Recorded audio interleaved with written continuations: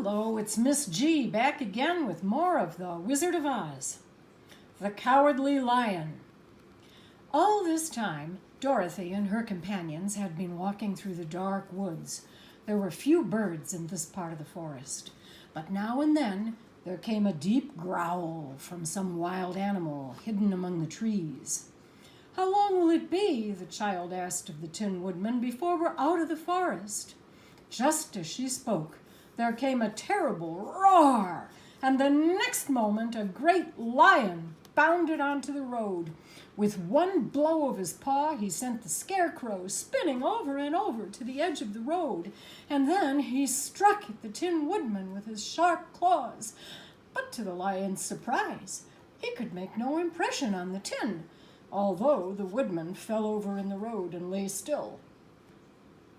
Little Toto, now that he had an enemy to face, ran bark, bark, bark, bark toward the lion, and the great beast had opened his mouth to bite the dog, when Dorothy, fearing Toto would be killed and heedless of the danger, rushed forward and slapped the lion upon his nose hard as she could, while she cried out, "Don't you dare to bite Toto! You ought to be ashamed of yourself, a big beast like you, to bite a poor little dog.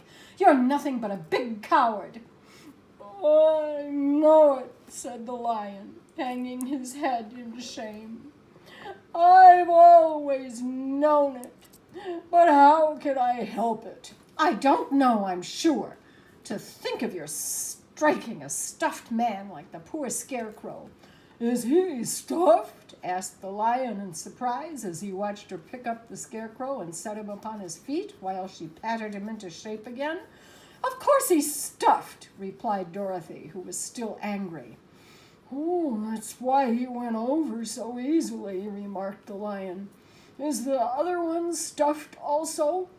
"No," said Dorothy. "He's made of tin," and she helped the woodman up again. "That's why he nearly blunted my claws," said the lion. "What is that little animal you're so fond of?" "He's my dog, Toto," answered Dorothy. "Is he made of tin or stuffed?" asked the lion. "Neither. He's a meat dog." "Oh, he's a curious animal and seems remarkably small, now that I look at him. No one would think of biting such a little thing except a coward like me," continued the lion sadly. "What makes you a coward?" asked Dorothy, looking at the great beast in wonder, for he was as big as a small horse. "It's a mystery," replied the lion. "I suppose I was born this way. All the other animals in the forest naturally expect me to be brave, for the lion is everywhere thought to be king of beasts. I learned that if I roared very loudly, every living thing was frightened and got out of my way. Whenever I've met a man, I've been awfully scared, but I just roared at him, and he's always run away as fast as he could. If the elephants and tigers and the bears had ever tried to fight me, I should have run myself. I'm such a coward, but just as soon as they hear me roar, they all try to get away from me, and of course, I let them go." "But that isn't right. The king of beasts shouldn't be a coward," said the Scarecrow. "I know it," returned the lion, wiping a tear from his eye with the tip of his paw. "It's my great sorrow, and it makes my life very unhappy. But wherever there is danger, my heart begins to beat fast." "Perhaps you have heart disease," said the Tin Woodman. "It may be," said the lion. "If you have," continued the Tin Woodman, "you ought to be glad, for it proves you have a heart. For my part, I have no heart, so I cannot have heart disease." "Have you brains?" asked the Scarecrow. "I hope so. I never looked to see," replied the lion. I'm going to the Great Oz to ask him to give me some, remarked the Scarecrow, for my head is stuffed with straw. And I'm going to ask him to give me a heart, said the Woodman. And I'm going to ask him to send Toto and me back to Kansas, added Dorothy. Do you think Oz could give me courage? Asked the Cowardly Lion. In that case, if you don't mind, I'll go with you, for my life is simply unbearable without a bit of courage. You will be very welcome, answered Dorothy, for you will help to keep away the other wild beasts. So once more the little company set off upon the journey, the lion walking with stately strides at Dorothy's side. During the rest of that day, there was no other adventure to mar the peace of their journey. Once, indeed, the Tin Woodman stepped upon a beetle that was crawling along the road and killed the poor little thing. That made the Tin Woodman very unhappy, for he was always careful not to hurt any living creature. And as he walked along, he wept several tears of sorrow and regret. These tears ran slowly down his face and over the hinges of his jaw, and they rusted. When Dorothy presently asked him a question, the Tin Woodman could not open his mouth, for his jaws were tightly rusted together. He became greatly frightened at this and made many motions to Dorothy to relieve him, but she could not understand. But the Scarecrow oiled the Woodman's jaws so that after a few moments he could talk again. "Oh, this will serve as a lesson to me," he said, "to look where I step."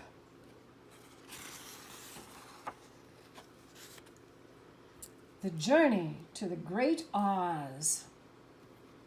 They were obliged to camp out that night under a large tree in the forest, which made a good, thick covering to protect them from the dew.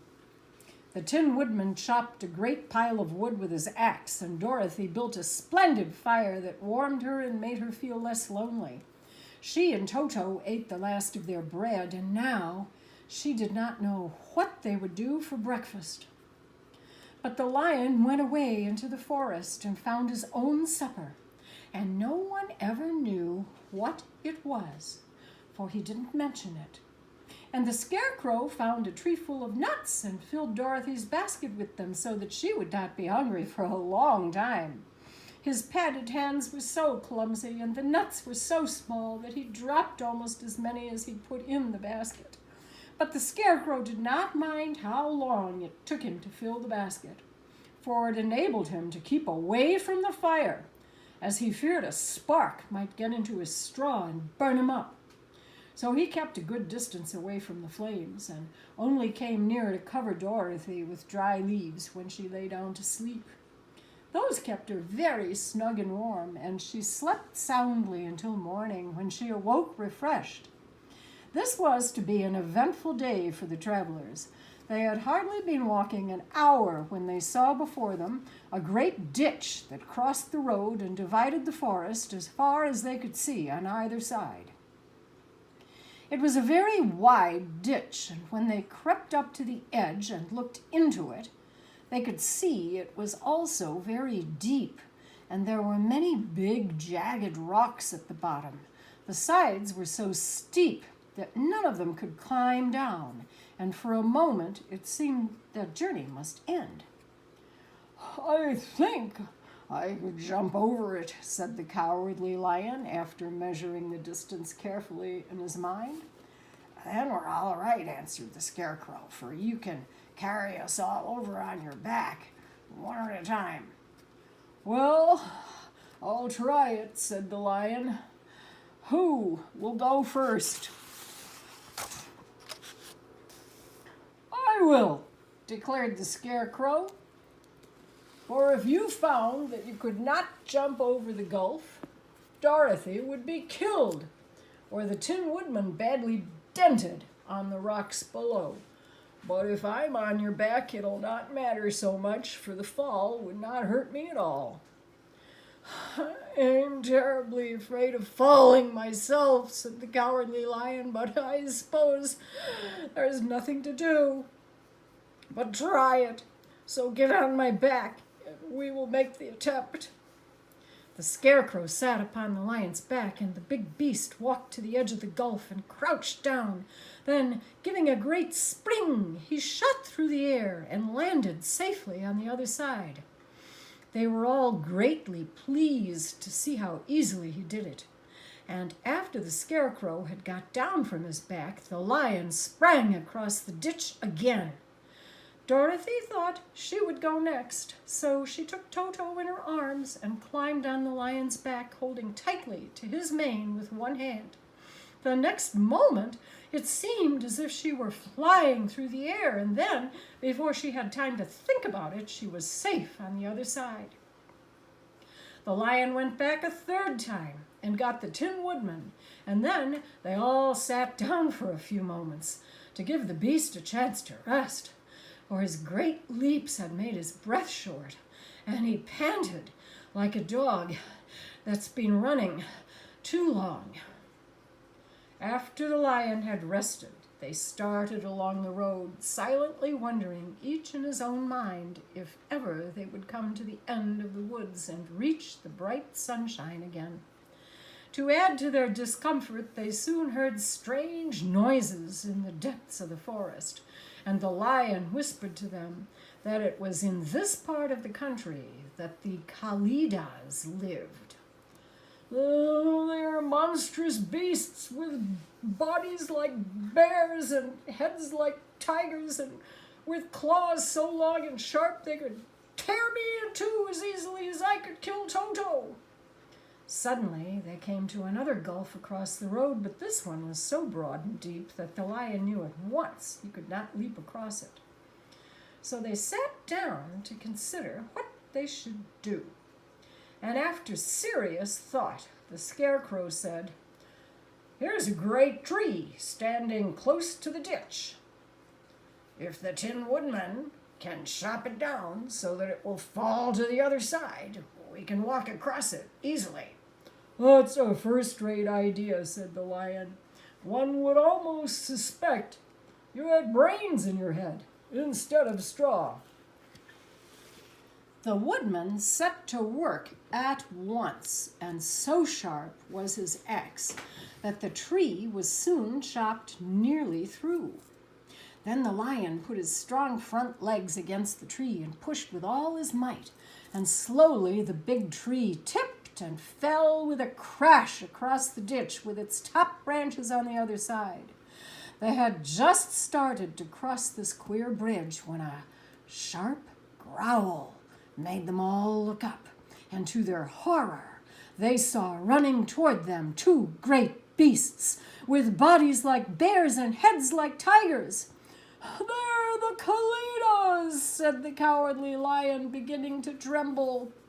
"Quick!" cried the Scarecrow. "Let's cross over." So Dorothy went first, holding Toto in her arms. The Tin Woodman followed, and the Scarecrow came next, and the lion, although he was certainly afraid, turned to face the Kalidas, and then he gave so loud and terrible a roar that Dorothy screamed, and the Scarecrow fell over backward, while even the fierce beasts stopped short and looked at him in surprise. But seeing they were bigger than the lion, and remembering they were 2-to-1, the Kalidas again rushed forward, and the lion crossed over the tree. The fierce beasts followed, and the lion said to Dorothy, "We're lost, but stand close behind me, and I will fight them as long as I am alive." "Wait a minute," said the Scarecrow. He had been thinking what was best to be done, and now he asked the woodman to chop away the end of the tree that rested on their side of the ditch. The Tin Woodman began to use his axe at once, and just as the two Kalidas were nearly across, the tree fell with a crash into the gulf, carrying the ugly, snarling brutes with it, and both were dashed to pieces on the sharp rocks at the bottom. This adventure made the travelers more anxious than ever to get out of the forest. And they walked so fast that Dorothy became tired and had to ride on the lion's back. In the afternoon, they suddenly came upon a broad river flowing swiftly just before them. On the other side of the water, they could see the road of yellow brick running through a beautiful country with green meadows dotted with bright flowers, and all the road bordered with trees hanging full of delicious fruits.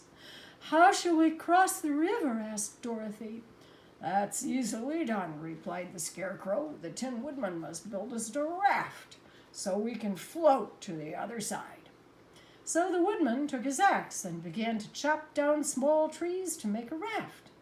And while he was busy at this, the Scarecrow found on the riverbank a tree full of fine fruit. This pleased Dorothy, who had eaten nothing but nuts all day, and she made a hearty meal of the ripe fruit. But it takes time to make a raft, even when one is as industrious and untiring as the Tin Woodman. And when night came, the work was not done. So they found a cozy place under the trees where they slept well until the morning, and Dorothy dreamed of the Emerald City and of the good wizard Oz, who would soon send her back to her own home again. The Deadly Poppy Field.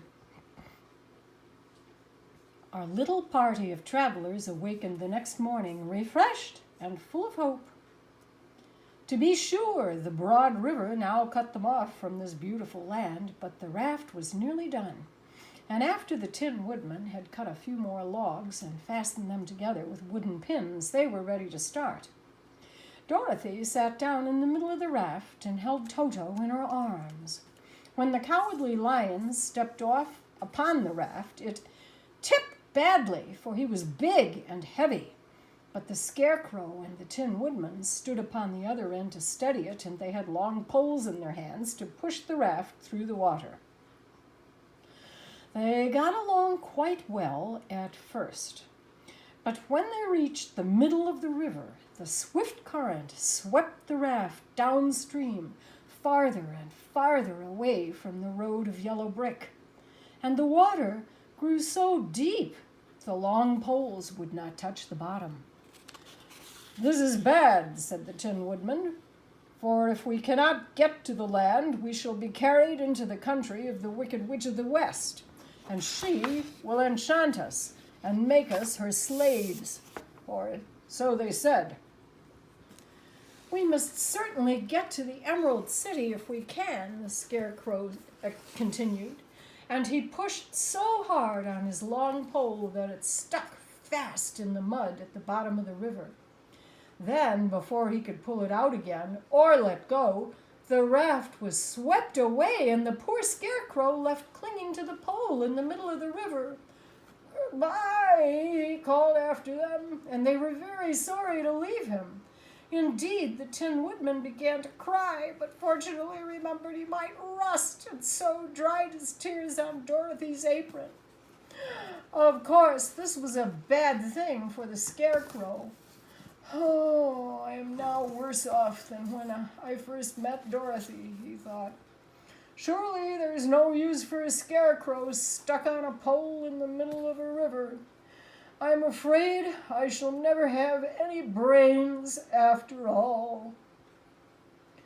Down the stream the raft floated, and the poor Scarecrow was left far behind. Then the Lion said, "Something must be done to save him, to save us." So he sprang into the water, and the Tin Woodman caught fast hold of his tail. Then the Lion began to swim with all his might toward the shore. It was hard work, although he was so big. But by and by they were drawn out of the current, and then Dorothy took the Tin Woodman's long pole and helped push the raft to land. They were all tired out when they reached the shore at last and stepped off upon the pretty green grass. and the stream had carried them a long way past the road to the Emerald City. "We must get back to that road in some way," said Dorothy. "The best plan will be to walk along the river bank until we come to it again," remarked the Lion. So when they were rested, they started along the grassy bank. It was a lovely country, with plenty of flowers and fruit trees and sunshine to cheer them, and had they not felt so sorry for the poor Scarecrow, they could have been very happy. After a time, the Tin Woodman cried out, "Look!" They saw the Scarecrow perched upon his pole in the middle of the water, looking very lonely and sad. "What can we do to save him?" The Lion and the Woodman both shook their heads, for they did not know.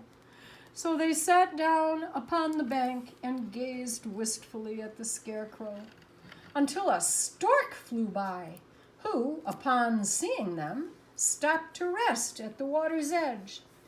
"Who are you, and where are you going?" asked the stork.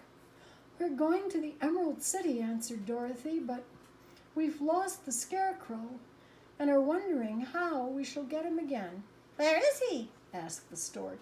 "Over there, in the river," answered the little girl. "If he weren't so big and heavy, I would get him for you," remarked the stork. "Oh, he isn't heavy a bit," said Dorothy eagerly, "for he's stuffed with straw. If you will bring him back to us, we shall thank you ever and ever so much." "Well, I'll try," said the stork.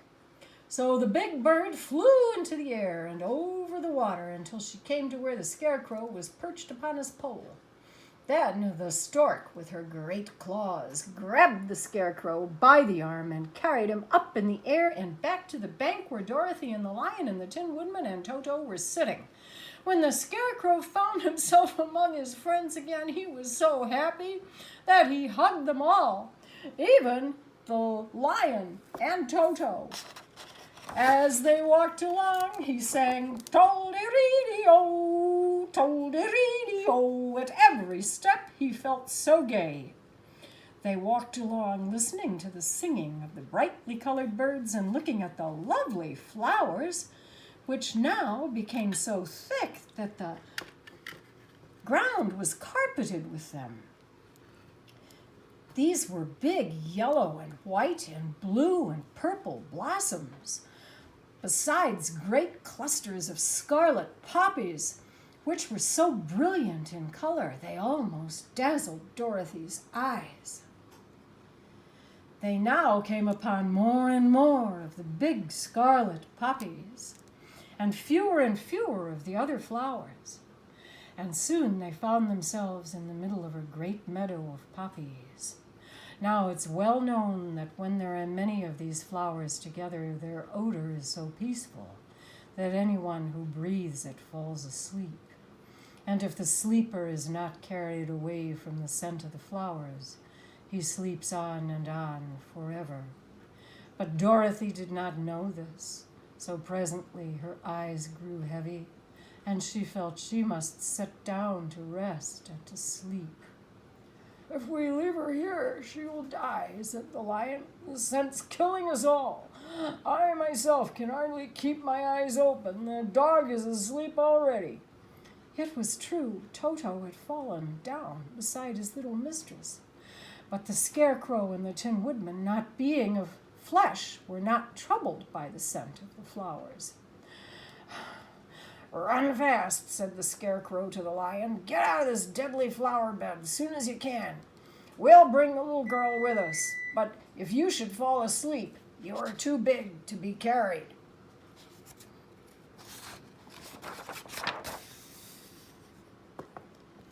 So the Lion aroused himself and bounded forward as fast as he could go.